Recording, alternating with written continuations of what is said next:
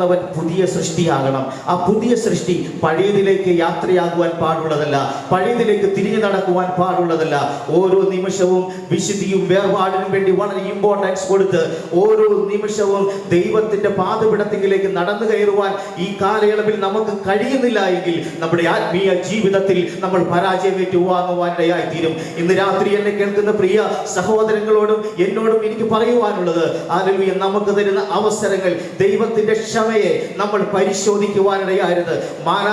മാനസാന്തരത്തിന്റെ ഓരോ പടികളും നമ്മൾ ഓരോ നിമിഷവും ദൈവ യേശുവിലേക്ക് അടുത്തു നീങ്ങുവാൻ ഓരോ ദിവസവും പൗലോസ് പറയുന്നത് പോലെ ഹല്ലേലൂയ നമ്മൾ എന്ത് ചെയ്യണം?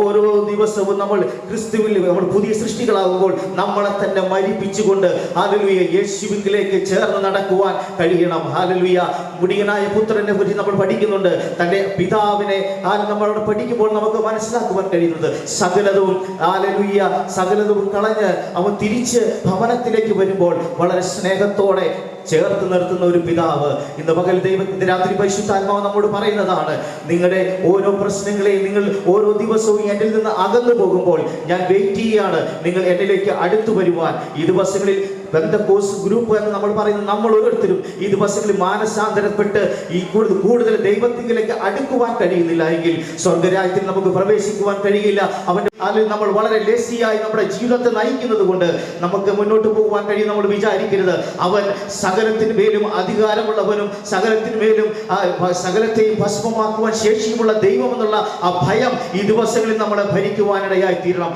യഹോവയെ ഭയപ്പെട്ട് അവന്റെ ഇഷ്ടത്തിനൊത്ത് ജീവിക്കുവാൻ നമുക്ക് കഴിയുന്നില്ല എങ്കിൽ നമ്മുടെ ആത്മീയ ജീവിതം ഇവിടെ കൊണ്ട് അവസാനിച്ചു പോകുവാനിടയായി തീരും. നിത്യതയിൽ